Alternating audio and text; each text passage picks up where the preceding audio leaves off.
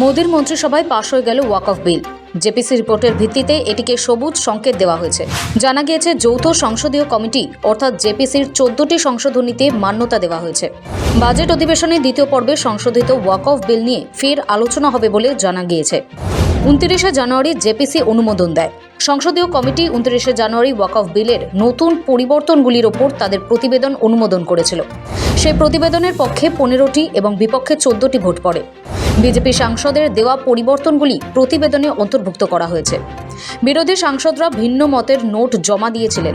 তারা এটিকে ওয়াকফ বোর্ড বাতিল করার প্রচেষ্টা বলে অভিহিত করেছিলেন। বিরোধীরা ওয়াকফ বিল নিয়ে বেশ কিছু আপত্তি তুলেছিলেন।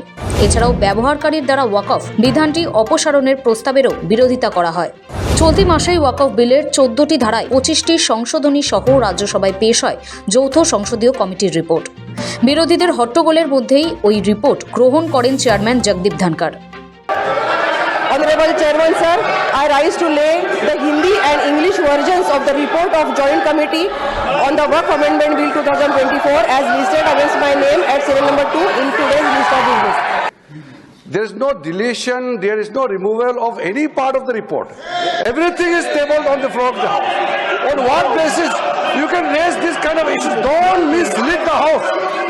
Sir, I am very pained to say that the honorable members from opposition parties are making unnecessary issue.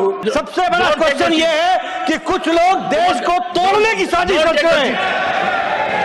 कुछ लोग some people are trying to fight against the Indian state.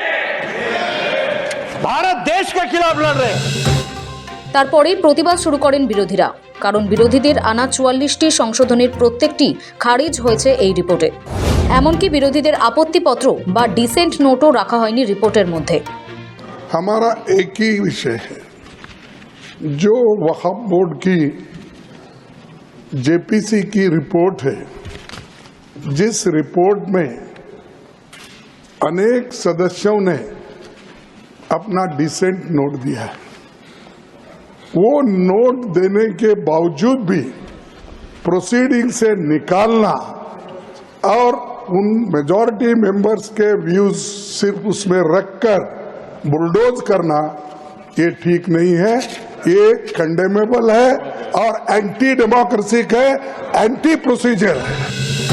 হট্টগোলের জেরে মিনিট 10 জন্য অধিবেশন মুলতবিও করে দেন chairman Dhankhar. What really hurts me is that I made full opportunity available to the opposition to put their stand. Am I right, Bhupender ji? Full opportunities were given to them, and there is no reason for them to walk away from their constitutional obligation. Congress, Trinamool, DMK, SP, AAP, MIM সহ প্রায় সব বিরোধী দল জানিয়েছিল এই বিল যেমন মুসলিমদের ধর্মীয় স্বাধীনতা কেড়ে নেবে, তেমনি যুক্তরাষ্ট্র কাঠামোতেও আঘাত করবে। শুধু তাই নয়, নতুন আইনে যাবতীয় ক্ষমতা জেলা শাসকের হাতে চলে যাবে। ফলে জেলা শাসক ওয়াকফ বোর্ডের চেয়ারম্যানের থেকেও শক্তিশালী হয়ে উঠবেন। যাবতীয় গুরুত্ব হারাবে ওয়াকফ বোর্ড। সেই বিল নিয়ে বারবার উত্তপ্ত হয়েছে সংসদ। तो अब देख ही रहा है, किसी को बोलने का कोई इंडिपेंडेंस है नहीं, कोई स्वतंत्रता है नहीं, एक तरफा चला रहे, कोई भी किसी का सजेशंस आप ऑन रिकॉर्ड लेते नहीं हो। मतलब ठीक है, अब लोग देख रहे हैं, पीपल आर वाचिंग। পরে অবশ্য এই ইস্যুতে বিরোধী সাংসদদের সঙ্গে বৈঠকে বসেন লোকসভা স্পিকার ওম বিড়লা এবং সংখ্যালঘু উন্নয়ন মন্ত্রী কিরেন রিজিজু।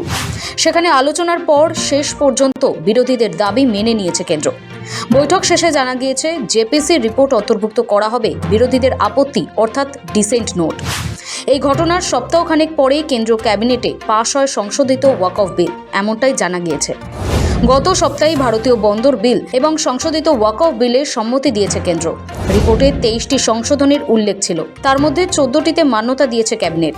পাশাপাশি এই বিলটি জরুরি ভিত্তিতে আলোচনার তালিকাতেও রাখা হয়েছে। সম্ভবত বাজেট অধিবেশনের দ্বিতীয় পর্বে সংসদে আলোচনা হবে সংশোধিত ওয়াকফ বিল নিয়ে। ব্যুরো রিপোর্ট, সময় কলকাতা।